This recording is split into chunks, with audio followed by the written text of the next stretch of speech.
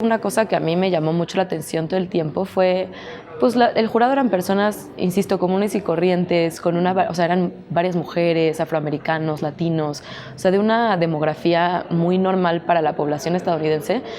Y por otro lado tenías a los equipos de abogados que eran el otro extremo, ¿no? O sea, la mayoría eran blancos, la mayoría eran hombres, y pues yo creo que ahí también hay una disociación en qué tanto se pueden comunicar y entender, ¿no?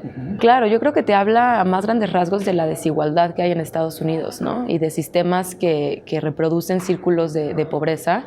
Y tienes jurados que son población común y corriente representativa del resto de la población, y tienes a una élite que llega a las escuelas de derecho, que llega a la fiscalía, que llega a estos equipos de abogados que no son tan representativos de la población común y corriente. Yo creo que por la parte de la fiscalía, que es la parte del gobierno, la parte pública, sí hay un esfuerzo más de equidad, porque la mitad del equipo eran mujeres, y pues en el caso de afroamericanos no sé, pero la parte de los abogados de la defensa, pues tienes al americano ecuatoriano Eduardo Valareso, y por otro lado pues son abogados privados, ¿no? Entonces en ese sentido no tendrían tanto tal vez una obligación moral de ser representativos, pero yo creo que sí sería una buena estrategia, porque al final cuando cierra Jeffrey Lichtman, y lo cuento ahí al final del juicio, trata de hacer muchos comentarios como empáticos con la población neoyorquina, que evidentemente o sea, a él no le afectan de la misma manera, ¿no? Sí, lo que nosotros vimos y lo que yo vi en el juicio, que es sobre lo que yo puedo hablar más, fue cómo veías a estas personas como, por ejemplo, Chupeta, ¿no? Este colombiano que era cínico, que había confesado asesinatos, tenía una lista, tenía ahí cuánto pagaba por asesinato, ¿no? Por vida. Y lo tienes a él diciendo, sí, yo voy a salir en menos de 30 años porque estoy colaborando. Y tienes a un chapo que está ahí sentado diciendo que él es inocente o no culpable, y que él se está enfrentando a 10 cadenas perpetuas, ¿no? Entonces es como todo el tiempo un juego muy irónico de qué le conviene a las autoridades estadounidenses aprovechar de cada uno, ¿no? Entonces al final, en términos de justicia, como que es bien raro.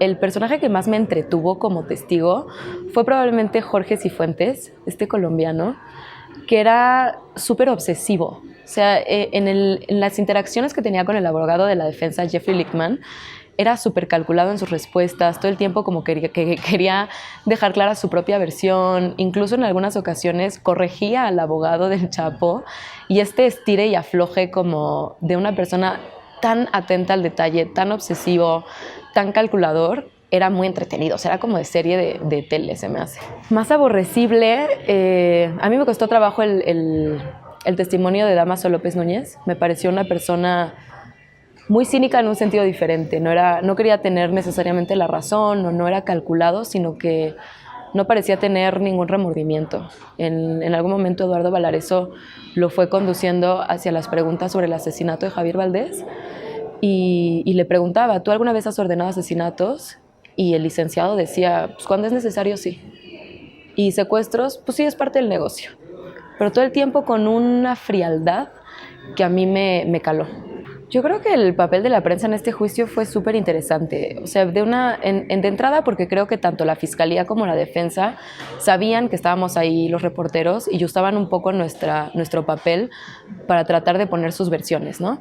O sea, cuando la defensa manda la carta para que el Chapo pueda abrazar a su esposa, pues ya va sembrando una semilla como de empatía, ¿no?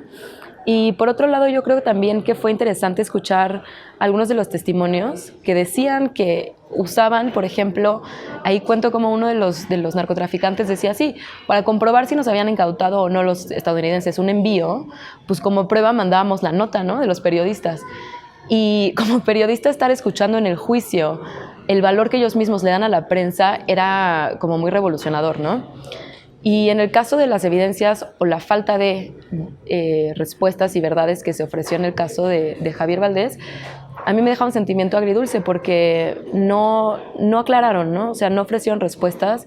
Lo que hizo Dámaso fue contradecir la versión que se está llevando acá en la fiscalía para esclarecer el crimen. Entonces no me queda claro qué tanto aportó y qué tanto confundió, ¿no? A mí el testimonio de Lucero Sánchez López fue un testimonio que me costó trabajo, porque como mencionas, que es lo que trato de abordar acá en el libro, es que tanto Lucero como Emma Coronel, la esposa del Chapo, como yo, éramos 3 mexicanas de la misma edad, y de repente, por azares del destino, nos encontramos en esa sala de una corte federal en Brooklyn, Lucero como prisionera, con muchos trabajos para testificar, en un momento la tuvieron que sacar de la sala porque no podía contener el llanto.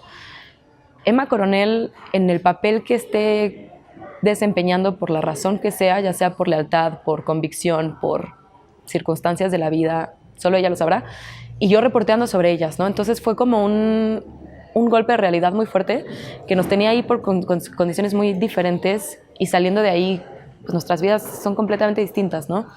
Pero estando ahí, el testimonio de Lucero fue muy complicado, porque es esta persona que creció en Sinaloa, en Cozalá, que tuvo una relación de violencia doméstica, que después conoce a un chapo que le dobla la edad, se enamora de él, y después incluso le tiene miedo, la amenaza de muerte. Entonces, sí, creo que el tema de las mujeres en este caso y en este mundo y en este conflicto que está viviendo México, para mí es esencial. Incluso los fiscales estadounidenses, a mi parecer, la terminaron explotando, ¿no? Entonces, desde mi trinchera, que es la periodística, sí creo que hay mucho más que entender sobre las desigualdades entre hombres y mujeres en este contexto de escasez económica, de falta de oportunidades, de violencia, de diferentes poderes, ¿no? Que Lucero es un personaje que incluso se había declarado no culpable hasta un mes antes del juicio. Un mes antes del juicio, los fiscales hablan con ella, se declara culpable y decide colaborar, va al juicio a testificar en contra del Chapo. Pero su testimonio llega en un momento. El juicio, como seguramente podrás haber apreciado en el libro, el juicio están construyendo como muchas evidencias técnicas, ¿no? Que tantos kilos de cocaína, que tantos no sé qué, incluso después cuando se habla del ingeniero en sistemas y los mensajes, como que son pruebas muy técnicas, y de repente a la hora que llega Lucero, parece que la fiscalía quiere condenar al Chapo moralmente. O sea, ya en ese momento no había duda de que era culpable de los crímenes que se le estaban acusando, y Lucero va ahí, es la única mujer, y va ahí a hablar de que se enamoró de él. Entonces es una cosa completamente diferente, añade algo que no es sobre el tráfico de drogas per se, y yo creo que la fiscalía remata con el siguiente, que es Memín, que habla de cómo además el Chapo asesinó de manera ensañada a estos zetas, ¿no? Entonces ya que tienes como la parte de las pruebas, digamos, objetivas, le meten este último como parte moral, ¿no? Para que el jurado no solo no tenga dudas, sino que aparte lo odie. Pero no sé qué tanto los Estados Unidos están conscientes de que el jurado ve o no las cosas, porque sobre todo en un momento como el día de hoy, donde las redes sociales están presentes todo el tiempo, donde sales a la calle, están todas las primeras planas, ¿qué tanto realmente puedes no ver, ¿no? Y no enterarte de estas cosas? Que a mí me apasiona, creo que es importantísimo, creo que el papel del periodismo en toda democracia es esencial, pero en este país yo creo que es súper importante, y lo acabamos de ver también con el caso del fiscal y de todo este conflicto de interés, ¿no? Y creo que el periodismo en México evidentemente está pasando por una etapa muy complicada, y por eso yo me dedico a construir este acervo que recolecte los trabajos, y en ese mismo sentido y en en ese tono es que yo incluyo el trabajo de Javier en el libro para conservar los trabajos en original, ¿no? Y que no se pierdan y que se conserven. Y en el caso